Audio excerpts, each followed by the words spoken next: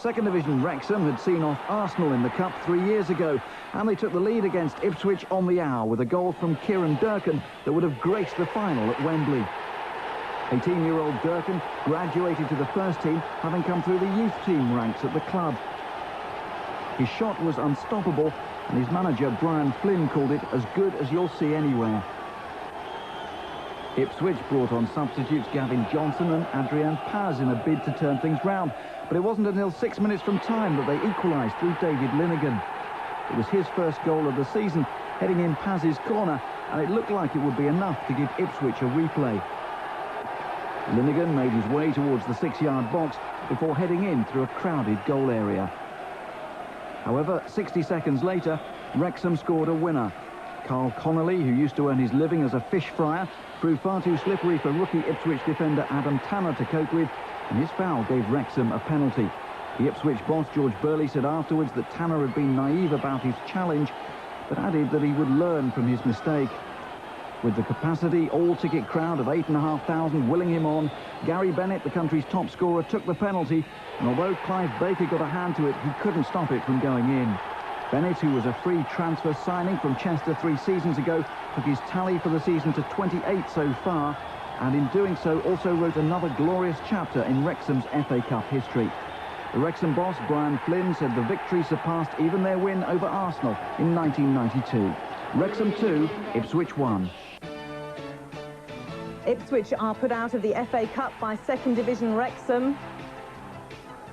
The round of the FA Cup sponsored by Littlewoods Pool so far. Former Cup hero George Burley's side Ipswich beaten 2-1 at Second Division Wrexham, but 4-0 Aston Villa 2. It's George Gavin reporting on the tie with Wrexham.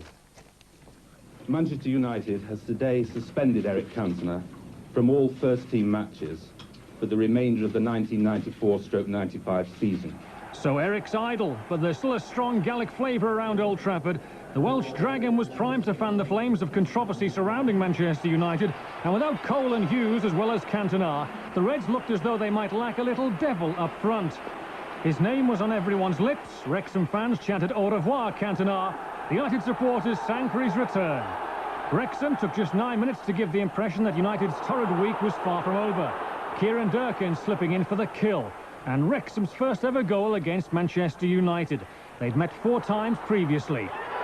Durkin, back from a spell in New Zealand, had scored one of the goals which had deposited Ipswich out of the Cup in round 3.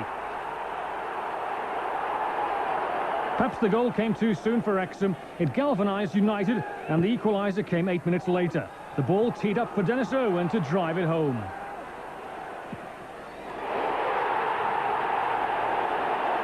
The goal settled United down. Gary Pallister's intervention gave Irwin a clear sight of goal, and Wrexham's brief flirtation with leading the cup holders on their own ground had been snatched away. United were now in their stride. Cantona's storming of the barrier at the Palace a receding memory for the Old Trafford faithful, and Ryan Giggs swept the ball home for the second before the half hour. The chance was set up by teenager Philip Neville, making his debut at left-back, another chip off the old blockbusting United youth system. United now had the Dragon by the tail, and no one will come closer to a debut goal than Neville. Just a centimetre away from starting his career with the kind of strike a certain exiled Frenchman would have been proud of. Wrexham had come with 7,000 supporters and nothing to lose. And to their credit, they never let United take anything for granted. Pallister and Schmeichel having a gentle set too.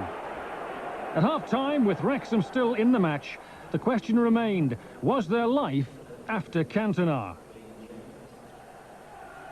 United answered that with a vengeance. Gary Pallister planting a header against the crossbar from a corner by Ryan Giggs.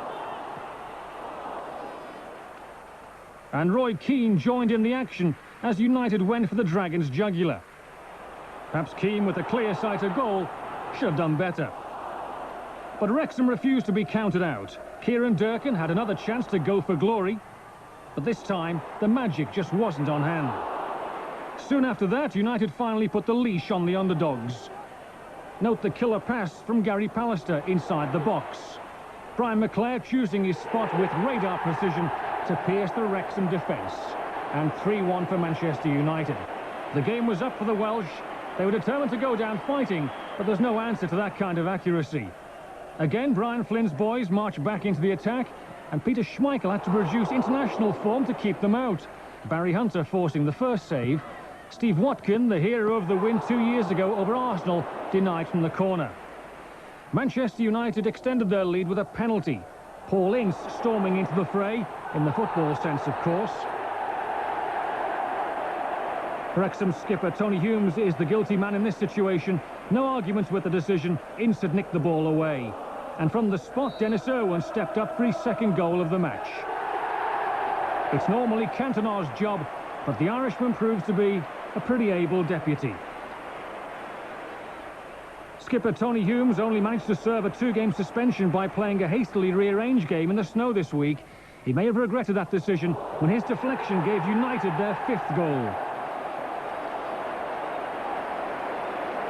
5 goals for United, all without the combined multi-million-pound talents of Eric Cantona, Andy Cole and Mark Hughes.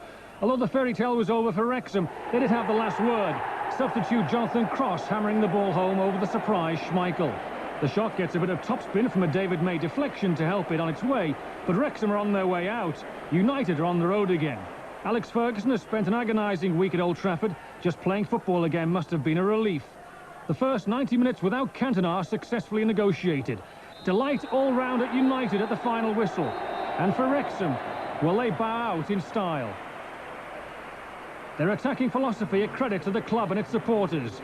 Manchester United 5, Wrexham 2. The only way, if we can achieve anything at Old Trafford, is to come and attack them. And I had a feeling we'd score. And it was, I think, we're the only team, well, Nottingham Forest came here and scored 2 goals, and we're the only other side to come to Old Trafford this season and score 2 goals. So we've got to take something from that.